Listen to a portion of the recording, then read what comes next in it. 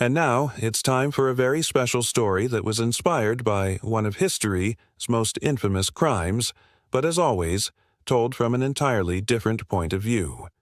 This is the tale of the Manson family murders, but what if we were to hear it from the Holmes perspective? Welcome to the channel. For my next story, I am going to tell you about the Red House on Cielo Drive. We'll start out in 1969, when I was still being called the nickname that would become my most famous one. I had just been built 2 years prior in 1967, and I was all the rage in Hollywood because of my groovy architecture. I was also pretty massive. I mean, I had 13,000 square feet of space between my main house and my guest house. I had been designed by John Lautner, who was one of the hottest architects around at the time, and all of the latest in modern conveniences had been put into me. I had a swimming pool and a tennis court, but people really went nuts for the views that I had. I mean, yeah, you could see forever from my windows. My location up high on Cielo Drive gave those inside of me a clear view of the entire Los Angeles basin. On a clear night, you could see all the way to the Pacific Ocean. You can imagine, then, that people like living here because the rich folks do like to show off their wealth. And I had plenty of it. When I was first built, I had been intended for a billionaire named Aaron Spelling, but he decided not to buy me. Instead, a couple named Terry and Sharon Melcher moved right in. They were both in the business of making movies. Terry worked as a music producer and had a very successful career working with artists like Frank Sinatra and Phil Spector. His wife, Sharon, was a really big starlet. She wasn't the biggest name in Hollywood, but she was a regular on television. She even appeared in the movie The Sword of Ali Baba, and I heard that she got along great with the cast. Sharon, though, had a pretty rough childhood. Her father was none other than infamous movie producer and convicted murderer Walter Brain. If you've ever heard of the Black Dahlia murder, then you might know him as the prime suspect. He was never officially charged, though. So, despite having a last name like that, Sharon made sure to keep herself away from the darkness of her father and instead turned her life over to making wholesome entertainment for the public. In fact, the only reason that she even ended up on Cielo Drive was because her real estate agent, Mama Rose, insisted that she needed to get out of the house after receiving anonymous death threats.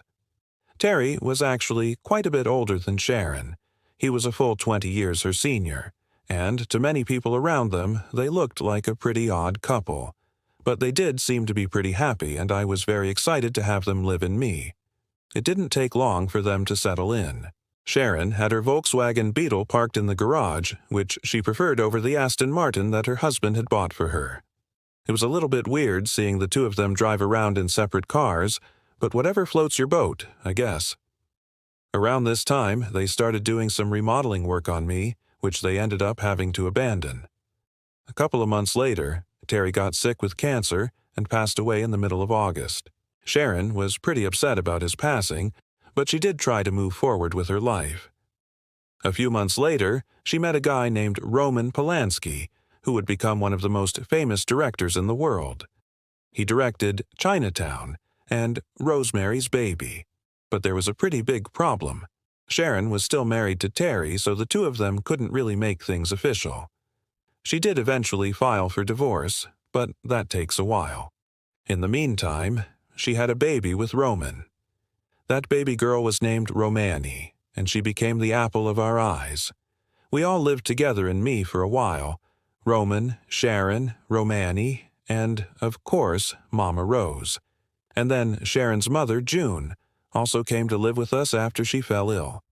We weren't quite sure what to call Sharon's new family, so Mama Rose started referring to us as the Manson family. That name ended up sticking, but it wasn't in the way that she intended. By early 1969, Sharon had finalized her divorce and she and Roman were free to get married. After that, things got a little bit tense with Mama Rose. She wanted Sharon to hire her as the nanny for Romani, but Sharon said no. She wanted to take care of her daughter herself. After that, Mama Rose left us, and I didn't see her for a while. One day in late July, Sharon brought her friend, actress Abigail Folger, back to live with us. We were getting ready for dinner one night when we heard a bunch of commotion outside. When we looked out the window, we saw a group of people dancing and singing. One of them had a guitar and they were just letting loose.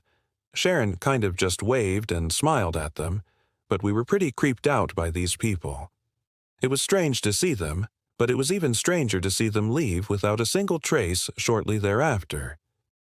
A few days later, Sharon and Roman left town and they took Romani with them. I hadn't been occupied for a couple of days, so I was glad to see that they were back. But they looked upset when they returned. Apparently, Roman had been arrested for statutory rape. He had slept with a 13-year-old girl and then married her after the fact. Just gross. Anyway, Sharon stayed in town for a while, but soon she and Roman left again, and they left Abigail behind. Abigail called her friend, Jay Sebring, and asked if he could come over to hang out with her. He agreed, but sadly, he wouldn't make it to my house. On August 9th, 1969, 3 men broke into Abigail's house. She was staying at my house with the other girls, Catherine Scher, Susan Atkins, Patricia Krenwinkel, Mary Bruner, Linda Kasabian, and Tex Watson. Those 3 men stabbed Jay, Abigail, and the other girls more than 100 times and then killed them. Their names were Susan Atkins, Patricia Krenwinkel, Mary Bruner, Linda Kasabian, Tex Watson, and Charles Manson. They were part of a group that Manson formed known as the Manson family. But these guys didn't just kill the girls, they defaced my house too. They trashed the place and wrote hateful messages on my walls. It was awful. That same night, the men tried to break into my neighbor's house, but they couldn't get in. Then, they went to another neighbor's house and killed the residents, Leno and Rosemary LaBianca. I don't know why they did this. It seemed pretty senseless. Over the next year, Manson and his men would go on to commit 7 more murders in Southern California. The police were desperate to catch them, but they seemed to vanish after each crime. On top of that, everyone was blaming everyone else. People thought that the members of the Manson family were hippies, or maybe even the Hells Angels. It wasn't until Susan Atkins confessed to her jail cell roommate that the truth finally started to come out. The police were shocked to find out that it was the cult leader Charles Manson, not some random person, that was behind all of these crimes. And Manson must have known how much trouble he was in because he disappeared for a while. Eventually, he was found and arrested. The police also caught up with his family.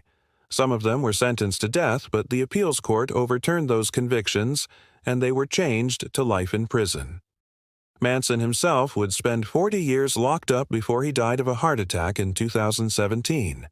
In the decades since that horrific night in 1969, I've been able to heal from the trauma of that event. In fact, I'm currently being lived in by the musician Courtney Love and her daughter. I've seen a lot of history, but I'm not sure if I'd recommend this kind of history to anyone. Thank you for listening to my story.